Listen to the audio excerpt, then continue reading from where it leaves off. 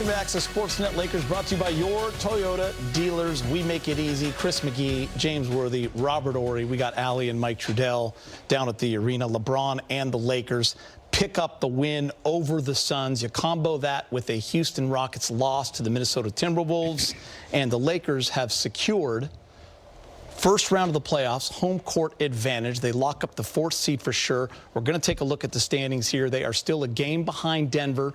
Denver plays at San Antonio on Sunday. The Lakers are home versus the Utah Jazz. But big game, Rob. We talked about it in the pregame show. The importance of home court advantage in the playoffs, your body of work for the entire season, your 52 wins going into game 82. Very impressive for this Laker team. Very impressive, Guido. I give them a lot of credit for staying the course.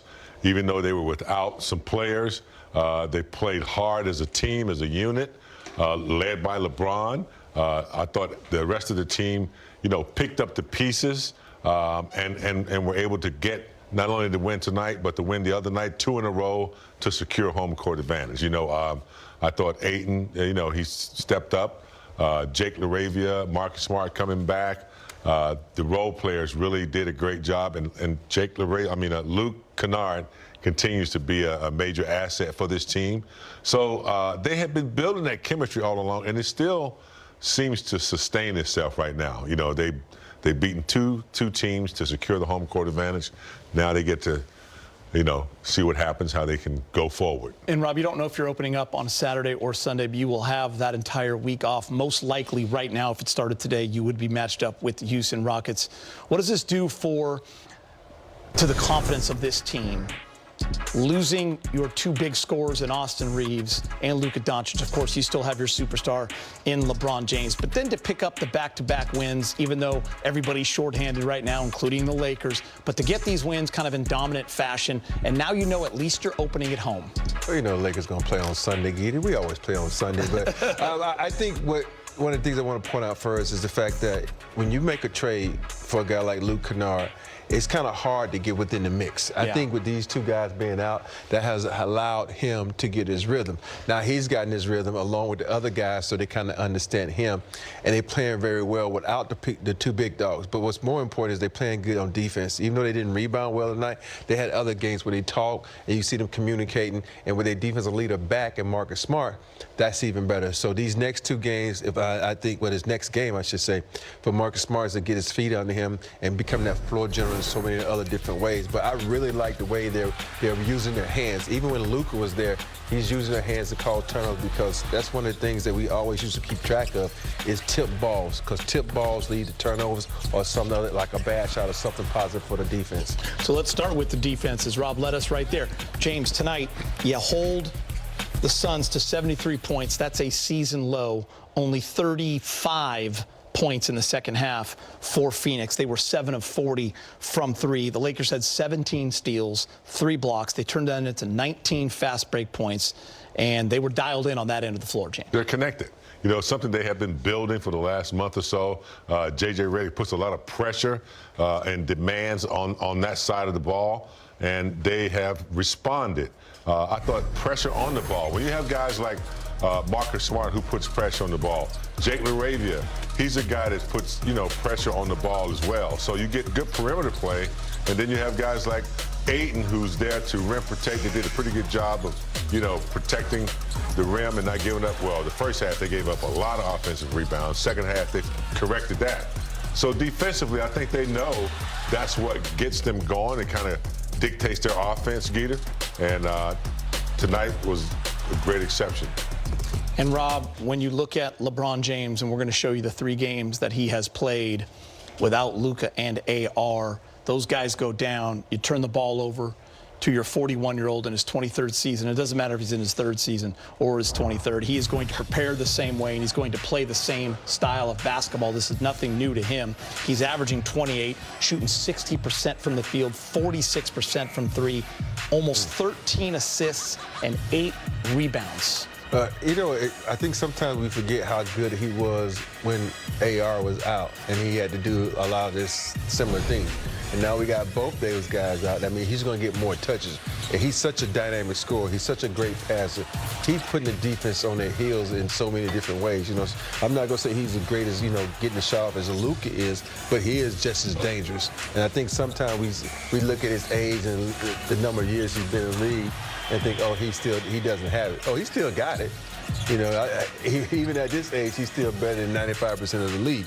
And so for me, when you watch him play, he's still able to attack, put the pressure on the defense, and when you call out, he's still able to find guys with open passes. And you just love his way he plays with such an energy and such an efficiency of like a young kid. And James, it's the variety of ways he's scoring too. He's getting 2-3 dunks in the lane, on people, on fast breaks. He's hitting the bank. He's getting the mid-range. He's bully ball. He's also stepping back and hitting the threes. And of course, he's 12 assists again tonight. So that puts him over 12K. Only a few guys have done that in the history of the league. He also added 4 steals. Yeah. Tonight. You're talking about, you know, a guy that's 23 years, Geeter. He's got a huge bag of tricks. You know, he's learned a lot. He's experienced a lot, you know, a lot of playoff experience. So he's seen it all.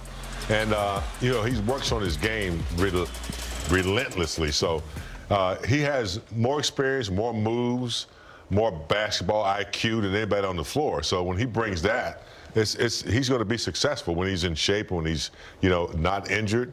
He's in, you know, big, playing bully ball. That's what I like. He takes them in the paint and punishes them. Then he can go back outside and shoot the three, handle the ball.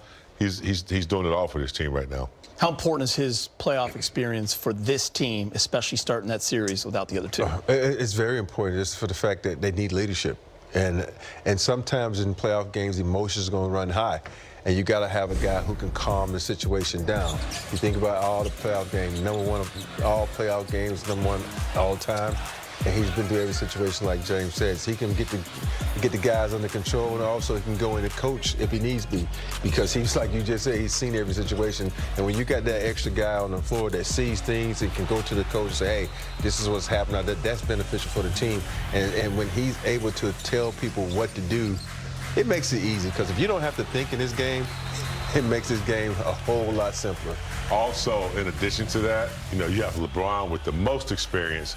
But also when you bring over Marcus Smart, who's Defensive Player of the Year, been to an NBA Finals, a great guy that's been to the finals with the Celtics, and you know he also brings another dimension to add with LeBron. I think they can go hand in hand. They trust one another's leadership. He's another asset as well. Rob, I'm glad you brought up Luke Kennard in the Open, and you brought up a great point about fitting in with this team, and now we're seeing even more in these last 3 games. He's been super impressive. 6 of 12 tonight, 19 points, went to the line 5 times. You mentioned shooting the technicals. He's 5 for 5 there, 2 for 4 from 3. But also another game with 3 steals, so he's doing it on both ends. But I think, Rob, what I noticed pretty quickly with him when he became a Laker, because before you're only watching him in a different light, you know he's a great 3-point shooter, his decision-making with the basketball, his ability to go off the dribble. And JJ mentioned that the moment they got him. I think, to me, that's the most impressive. What kind of jumps out for you? I think when you think of, like, guys like him, Klay Thompson, they shoot a lot of threes. And then you're like, can they dribble? I didn't know this guy had the skills like that. He's able to play point guard. He's able to get guys involved. You just showed that highlight there where he kind of faked it and hit a little bounce pass to LeBron for a dunk. Those things I never knew he had in his bag. And so that's going to be great for them because they just don't have to depend on those other 2 guys. Now that you can trust him, and now you see what he can do, guys, I'm sure a lot of guys he's playing with probably like, I didn't know he had handles like that. I know you can see it in practice, but practice ain't the same as a game. For sure. And so now you're seeing the skill set, and when you start to believe in him a little more, and now you start to do things like, oh, he can handle the ball. Now I'm going to cut back door. I'm going to do these things because you know he has the IQ to go along with everything else. Really high IQ, and he knows guys are going to try to rush him off the 3-point line. And then he's able to get in the lane. And, James, I've noticed, too, he's at the right hand, the left hand, soft touch around the basket. He's got the bank. He's got the floater. He's got more in his bag than I think people realize. Yeah, he's very talented, Dieter. And, a great shooter.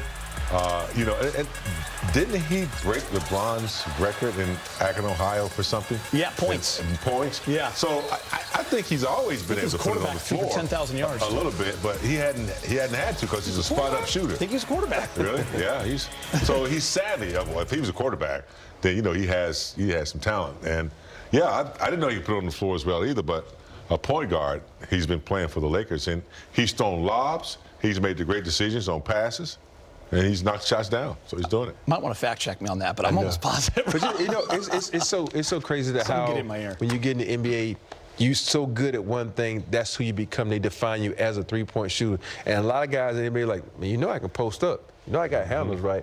And you don't know that because you get on the team, you have other guys who are better at you than that. So you don't get to use that skill set. So I'm starting to see a skill set from this guy it's impressing me. All right, time to hear from Coach J.J. Redick, brought to you by your Toyota dealers.